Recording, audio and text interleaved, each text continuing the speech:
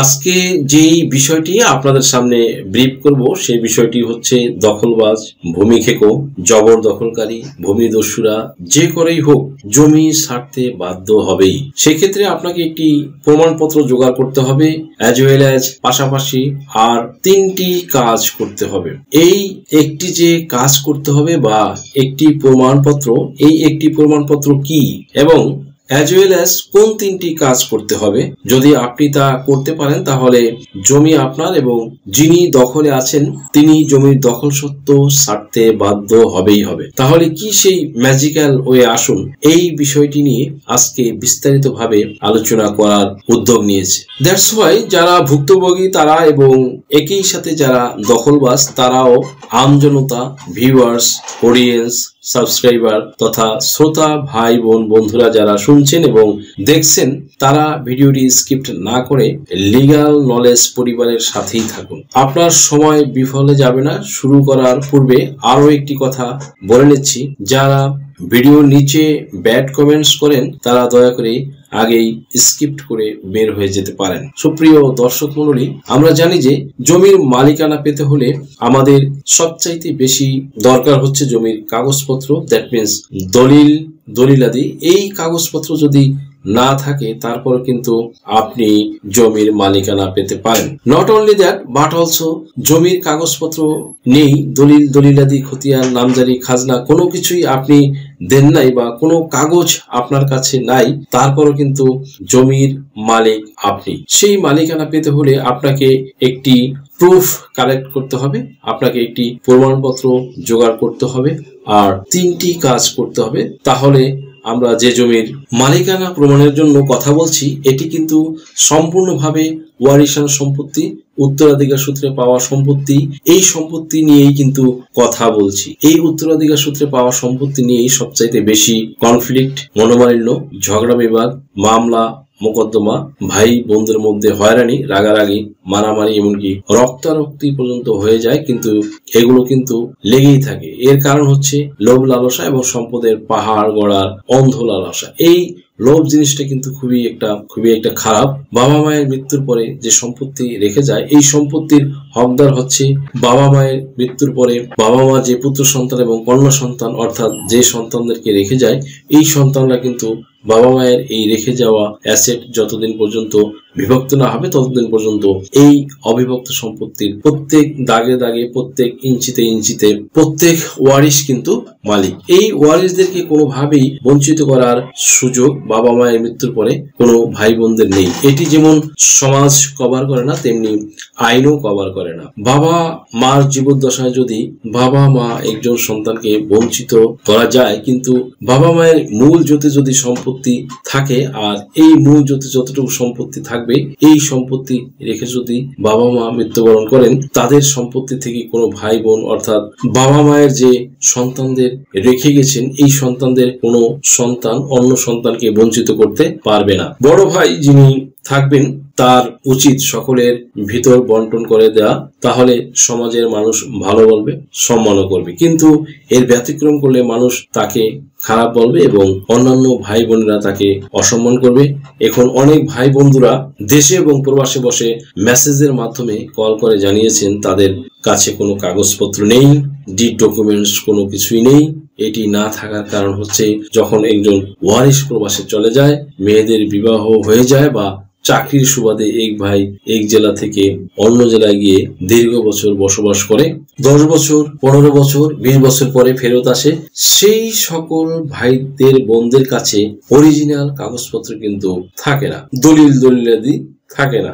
এটি থাকে কার কাছে? এটি থাকে হচ্ছে যিনি ওই বাবা মায়ের রেখে যাওয়া সম্পত্তির ভোগ দখলে থাকে সেই সন্তান তার কাছে থাকে। কিন্তু এই ভোগ দখলে থাকা অবস্থায় সম্পদের প্রতি যে কতটা লোভ জন্মায়, সম্পত্তির প্রতি তখন সেই লোভের বশবর্তী হয়ে তিনি কি করেন, তিনি যে কোনো ভাই বোনদেরকে বঞ্চিত করার জন্য এই দলিলাদি আটকে রাখে এবং বলে আমার কাছে কোনো কাগজপত্র নেই। কিন্তু দেখুন এখানে আমি যে বলেছিলাম যে আপনাকে জমির মালিকানা পেতে হলে একটি প্রমাণপত্র শুধু আপনাকে জোগাড় করতে হবে, আর সেই প্রমাণপত্রটাই হচ্ছে ওয়ারিশ কায়েম সনদ, যেটাকে আমরা ওয়ারিশান সনদ বলি। আপনাকে এই ওয়ারিশান সনদটি জোগাড় করতে হবে। কার কাছ থেকে সেটি জোগাড় করতে হবে, সেটা হচ্ছে আপনার বাবা মা যে সম্পত্তি যে এলাকায় রেখে গেছে, আপনাদের বসত বাড়ি যে এলাকায়, ওই এলাকায় যে ইউনিয়নের অধীনে সেই ইউনিয়নের চেয়ারম্যানের কাছ থেকে আপনি ওয়ারিশান সনদ জোগাড় করে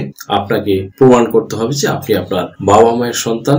এই প্রমাণটুকু যদি আপনি করতে পারেন, আপনার ওই সম্পত্তি থেকে আপনাকে কেউ বঞ্চিত করতে পারবে না, এমনকি চুল পরিমাণও বঞ্চিত করতে পারবে না, এবং যিনি দখলে আছে তিনি সম্পত্তির স্বার্থে আপনাকে সম্পত্তি দিতে এক প্রকার বাধ্য হবে। এটি হচ্ছে প্রথম অবস্থা। সুপ্রিয় দর্শক মণ্ডলী, আপনি এই ওয়ারিশান সনদটা যদি আপনি নিতে চান, তাহলে আপনাকে যে ব্যবস্থাটি নিতে হবে সেটি হচ্ছে আপনার ইউনিয়নে যারা আপনাকে চিনে জানে, আপনার ভাই যিনি কাগজ আটকে রেখেছে সে তো আপনার পক্ষে সাক্ষী দিবে না, তাহলে আপনার যে আত্মীয় স্বজনরা আছে সেই আত্মীয় স্বজনরা জানে যে আপনি আপনার বাবা মায়ের সন্তান, তাই না? তাদের শরণাপন্ন হয়ে আপনার ওয়ার্ডের যিনি মেম্বার তার শরণাপন্ন হয়ে তাকে নিয়ে গিয়ে আপনি ইউনিয়নের যিনি চেয়ারম্যান তার কাছ থেকে ওয়ারিশান সনদটি আপনি সংগ্রহ করবেন। এই ওয়ারিশান সনদটি যখন সংগ্রহ করবেন তখন কিন্তু একটি কাজ আছে, সেই কাজটি তাহলে কি? সেটি হচ্ছে আপনার বাবা মায়ের রেখে যাওয়া সম্পত্তির পাশাপাশি যে কজন সন্তান রেখে গেছেন, যারা সম্পত্তির মালিক হবেন, তাদের কাউকে কিন্তু বাদ দেওয়া যাবে না। যদি আপনার বাবা মৃত্যুর সময় আপনার দাদাও জীবিত থাকে, তাহলে আপনার দাদার নামও কিন্তু ওয়ারিশান সনদে আসতে হবে। তো কাউকে বাদ না দিয়ে আপনি একটি ওয়ারিশান সনদ জোগাড় করবেন, এটি হচ্ছে প্রথম ধাপের কাজ সম্পন্ন হবে। তো কাউকে বাদ না দিয়ে আপনি একটি ওয়ারিশান সনদ জোগাড় করবেন, এটা হয়ে গেলে আপনার প্রথম ধাপের কাজ সম্পন্ন হবে। এই ওয়ারিশান সনদটা আপনার প্রমাণপত্র যে আপনি আপনার বাবা মায়ের সন্তান এবং যাদের সম্পত্তির অংশ আপনি দাবি করতেছেন। সুপ্রিয় দর্শক মণ্ডলী, এরপরে আপনাকে 3টি কাজ করতে হবে।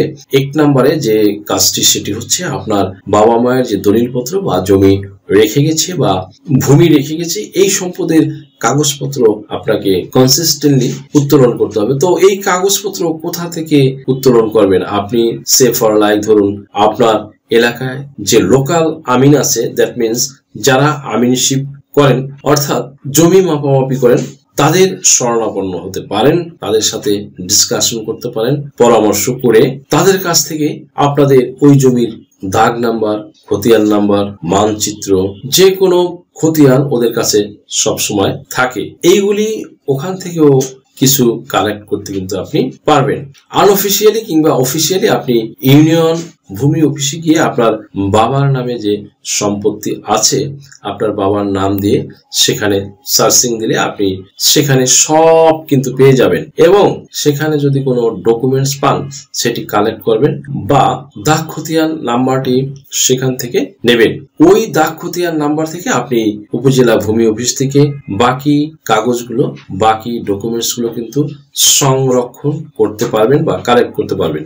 এখান থেকে যা পাবেন তার মধ্যে যদি কোনো ঘাটতি বা কোনো ডকুমেন্টস এর গ্যাপ থাকে, আপনি সরাসরি ডেপুটি কালেক্টর বা ডিসি সাহেব, দ্যাট মিনস জেলা প্রশাসকের যে রেকর্ড রুম আছে, এই রেকর্ড রুমে গিয়ে তল্লাশি দিলেও আপনি কাগজপত্র পেয়ে যাবেন। তাহলে এই কাগজপত্রগুলি আপনাকে কিন্তু সংগ্রহ করতে হবে, কালেক্ট করতে হবে। সুপ্রিয় দর্শক মণ্ডলী, সুতরাং এই 3টি কাজ করতে হবে। তার মধ্যে 1 নাম্বার হচ্ছে কাগজপত্র আপনাকে সংগ্রহ করতে হবে, এটা ম্যান্ডেটরি।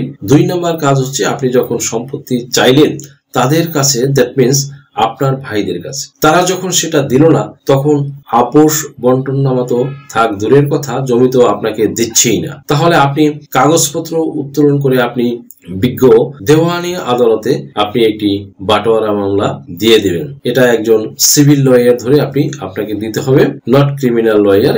এইগুলো জমি জমার ব্যাপারে সাধারণত এগুলো ডিলিংস করে সিভিল লয়াররা, দ্যাট মিনস দেওয়ানি উকিল যারা। সেকেন্ড থিং, যে একটি বাটোয়ারা মামলা দিবেন, এই বাটোয়ারা মামলা দেওয়ার জন্য আপনাকে অবশ্যই বিচক্ষণতার সাথে একজন বিজ্ঞ দেওয়ানি আইনজীবী সিলেক্ট করতে হবে, যে কথাটা আমি আগেই বলে গিয়েছি। বিকজ অফ এই জমি জমা রিলেটেড মোকদ্দমাগুলো সাধারণত সিভিল লয়ার তথা দেওয়ানি আইনজীবীদের, এই আইনজীবীগণ পরিচালনা করলে দ্রুত রেমেডি বা রিলিফ পাওয়ার পসিবিলিটি বেশি থাকে, কেননা তারা এই বিষয়ে অভিজ্ঞ হয়ে থাকে। তো আপনি দেওয়ানি যে সিভিল, এই সিভিল একজন লয়ার নিয়ে আপনি একটি মামলা রুজু করবেন। এই গেল আপনার 2 নাম্বার কাজ। সুপ্রিয় দর্শক মন্ডলী, 3 নাম্বার কাজ হচ্ছে 100% রায় কিন্তু আপনার পক্ষে আসবে। এখানে আপনার জাজমেন্ট, অন্যদিকে যাওয়ার কোনো সুযোগই নেই, কারণ এইরকম কোনো সুযোগ নেই। এই সম্পত্তিটি আপনার বাবা মায়ের রেখে যাওয়া সম্পত্তি। আপনার বাবা মা যেমন সম্পত্তি রেখে গেছেন, তেমনি আপনি একজন সন্তান আপনার জন্য রেখে গেছেন। অন্য ভাইরা যত সম্পত্তি পাবে আপনিও পাবেন, আপনাকে বঞ্চিত করার কিন্তু কোনো সুযোগই নেই। আদালত যখন আপনার যে ভাইয়েরা সম্পত্তি দিচ্ছে না, তাদের তো আপনি বিবাদী করে মোকদ্দমা দিবেন। সেই বিবাদ দিকে যখন ডাকবে, তখন তাদের কিন্তু বলার কিছুই থাকবে না। তাদের কাছে কোনো কাগজপত্র থাকলে সেগুলি থাকবে জাল জালিয়াতি করে সৃজিত করা। আপনার বাবা মা জীবিত থাকা অবস্থায় অফিস থেকে দলিল করে দিয়ে যায়, সে সাবজেক্ট আলাদা। বাট এই যে জাল জালিয়াতি করে কাগজপত্র দিলে, তাদের কিন্তু জালিয়াতি করার কারণে সাজা হয়ে যাবে, এবং সেটা হবে সম্প্রতি পাশ হওয়া ভূমি অপরাধ প্রতিরোধ ও প্রতিকার আইন 2023 অনুসারে। এখন কিন্তু এ থেকে পরিত্রাণ পাওয়ার কোনো সুযোগ নেই বন্ধুরা। তো আপনি সেখানে মোকদ্দমা করলে জাজমেন্ট আপনার পক্ষে আসবে, এটা কনফার্ম। এর জন্য আপনাকে কিছুদিন অপেক্ষা হয়তো করতে হবে। তারপরে জাজমেন্টটা যখন চলে আসবে, তখন আপনার সর্বশেষ যে কাজটি, সেই কাজটি হচ্ছে আপনার সেই জাজমেন্টের কপি এবং বাবা মায়ের যে রেখে যাওয়া সম্পত্তির যে ডকুমেন্টস, সেগুলো আপনি সংগ্রহ করবেন। এই ডকুমেন্টসগুলি নিয়ে আপনি সরাসরি নামজারির জন্য আবেদন করে দিবেন।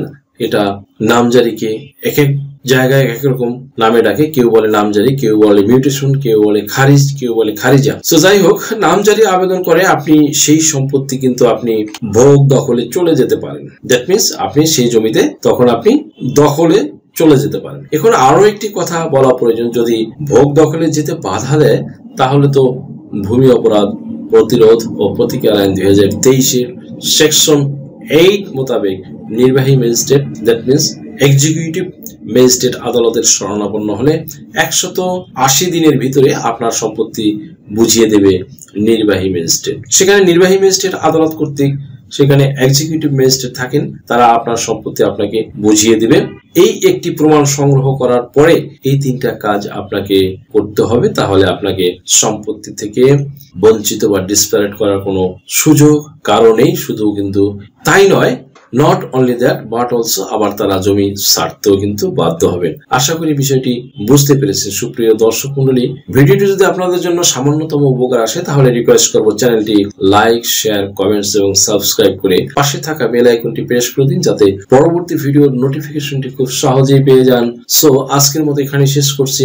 দেখা হবে অন্য কোনো দিন, অন্য কোনো ভিডিওতে, অন্য কোনো আইডি কন্টেন্ট নিয়ে। সেই পর্যন্ত সকলে ভালো থাকুন, সুস্থ থাকুন, নিরাপদে থাকুন। আবার সবাইকে ধন্যবাদ জানিয়ে এখানে শেষ করছি। আল্লাহ হাফেজ।